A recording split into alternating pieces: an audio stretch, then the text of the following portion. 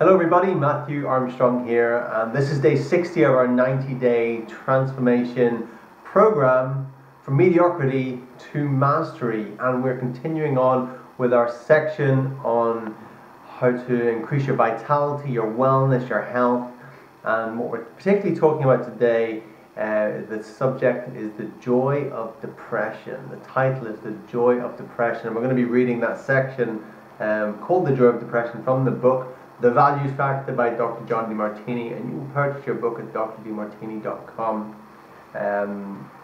It's important if you're going to be doing this program that you have your own book, not just watching these videos, to have your own book as well. And if this is the first one you're watching, make sure you go back after you finish watching this one and watch them all. Right? It's also important to take notes and to go over things over and over again, because this is very deep transformational knowledge that we're receiving here through these teachings and through what I'm saying, right? And so some of the things you'll never have heard before, some of the things will be complete shift in paradigm for you, and sometimes it takes more than one time. Sometimes it takes a repetition of information, the same information over and over again, before it makes an impact on our current paradigm and starts to shift that and mold us into a new paradigm, a new set of beliefs, a new set of habits, a new way of looking at the world, a new way of looking at ourselves, a new identity, a new self-image, and a new reality for us, right? So it's through when we receive new information, it's not just, okay, that's nice, over and over and over again, repeating that information over and over again until we actually really get it at a deep cellular level. Because we can get something intellectually and go, okay, yeah, I understand that, but that's just an intellectual understanding. But when we keep going, that's when the saying goes, the penny drops, right? They say the penny drops, and I see it as like it drops, the information drops from the conscious mind, and it just sort of sinks down, and it splashes, and then it just goes through our whole cells, and then we truly understand it with our whole being, right? When we really get something. And so, yeah, so this information is very transformational, and it's very different. I'm going to give you some fundamentals first of all. We're going to talk about the joy of depression. I'm going to give you some fundamentals to give you a baseline, and then we're going to go into the sort of deeper stuff about the mind and how we change our perceptions of reality, right? And how we change the biochemistry through asking questions and things like that. Because depression is something that is seen that, oh look, depression is in the genes. It's a biochemical unbalance in the brain, and there's nothing. Only drugs can change that, and there's nothing you can do about it. It's like an inherent disease that you have, and that's what a lot of the so-called expert scientists are saying these days. And it's not that it's not connected with our biochemistry, but is the cause that it's just in our genes and just passed on, or there's nothing we can do about it, or it's just a drug that can fix it? Well, I definitely don't believe that, right? But let me just give you a few fundamentals, where the rubber sort of meets the road of, if you're not feeling good. I don't know whether you want to label yourself as having depression or whatever, but if you're not feeling good, there's a number of things you put right. Like I just feel a bit low in energy there. I drank myself a big glass of kombucha tea, homemade kombucha tea. That stuff that kicks in. That's phenomenal. Huge amount of B vitamins in there, enzymes, nutrients. That is great stuff. Homemade, strong kombucha tea. That's one thing I highly recommend. Be drinking that every day. And so sometimes our energy is low, and we can mislabel that as depression. Our energy is just low. We feel like we don't want to do anything, right? But that can sometimes just be we're just not getting enough sleep. Sometimes in this hectic, busy lifestyle we have in this world, we just aren't getting enough sleep. We're not getting enough rest. We're always on the go, and so this can make us think that we've got some sort of depression, and this can have an effect on our biochemistry, right? Another thing is we're just not eating enough clean food. We're just not getting the nutrients into our system in the right quantities. Sometimes if our energy is just getting from caffeine the whole time. I know some people that don't eat all day until 6 o'clock in the evening, and they're just going on caffeine all day, and that's possible. It's possible just to keep your energy levels up just from stimulants like that.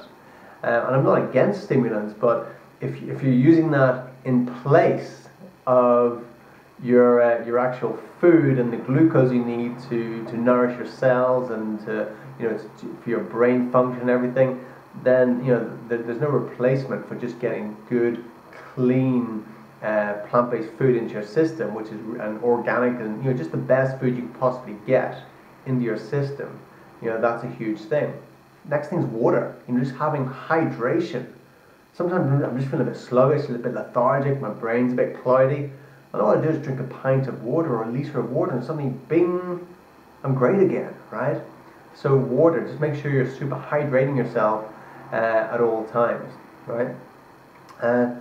Next thing is just connecting with nature, just getting out with nature, having the sunshine on your face, being able to have the breeze blowing, you be in trees, have beautiful views around you. Whether if you live in a city, just go for a walk in the park, taking your shoes off, walking barefoot in the grass, giving a tree a hug, just appreciating nature.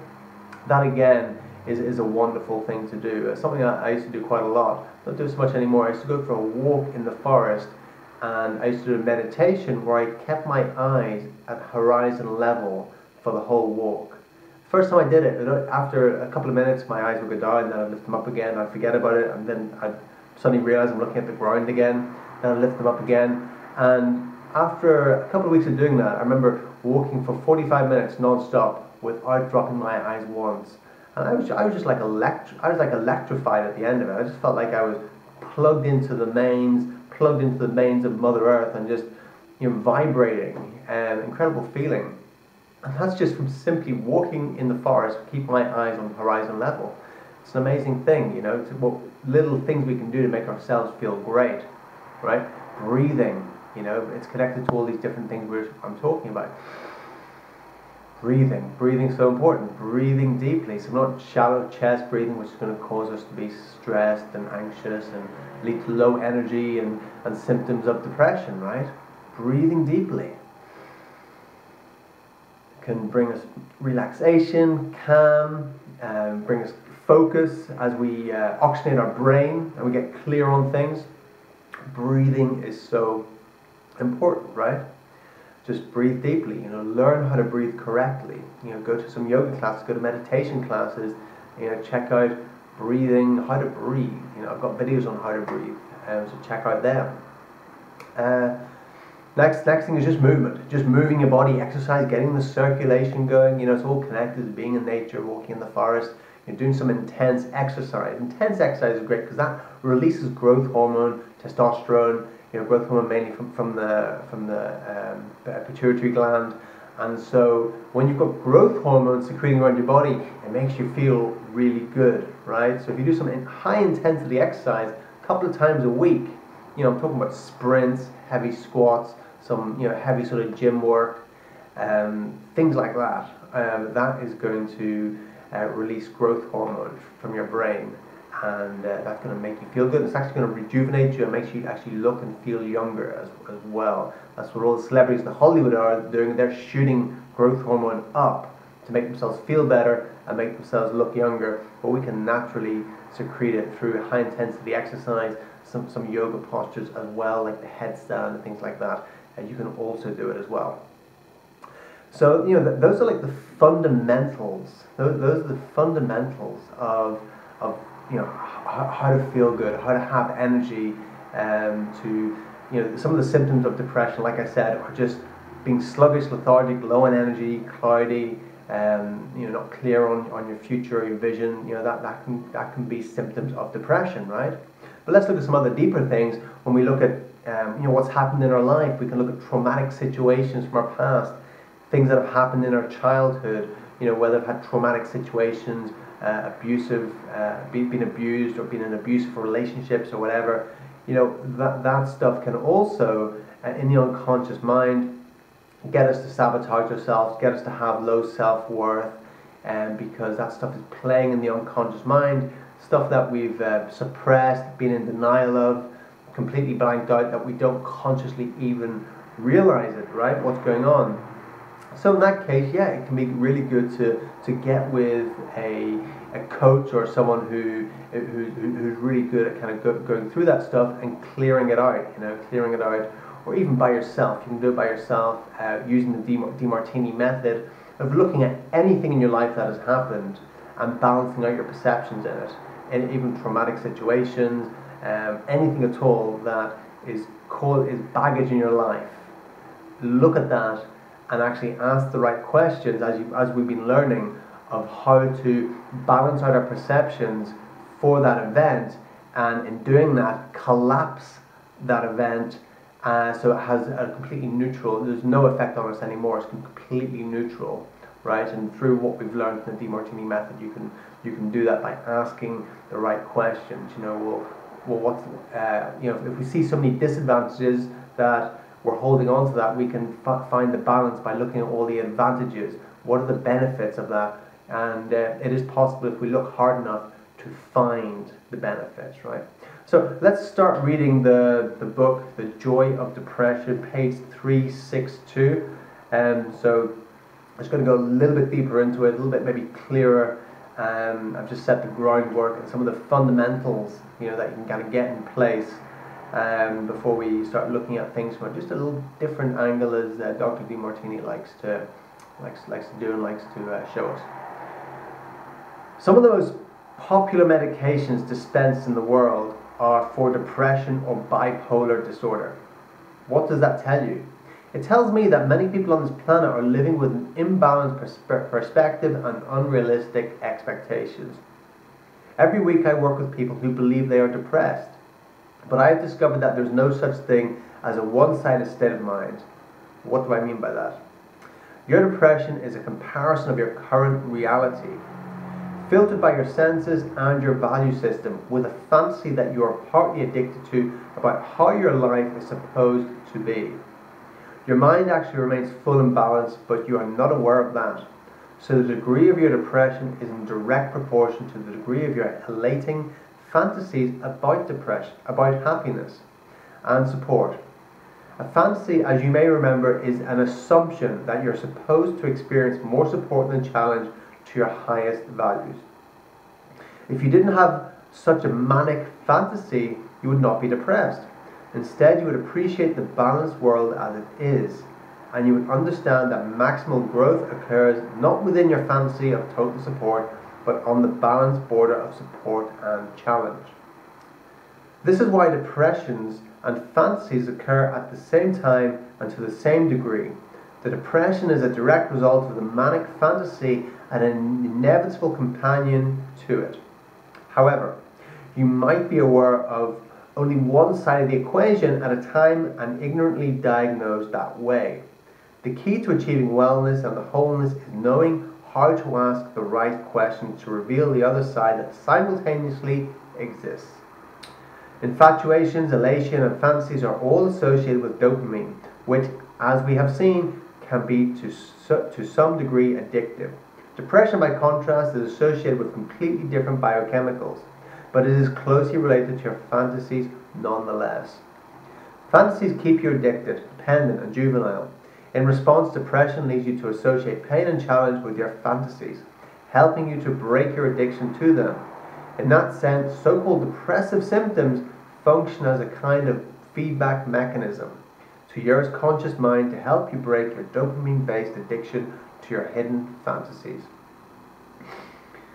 That is why depression, in my opinion, is not so much an illness as it is a strategy. Yes, I have read the literature saying that depression is a biochemical imbalance in the brain with genetic roots. Certainly the pharmacological industry likes to promote that viewpoint, as do many specialists. There may well be a biochemical imbalance in the brain of a depressed person, but that does not make biochemistry the sole or even the primary cause of depression.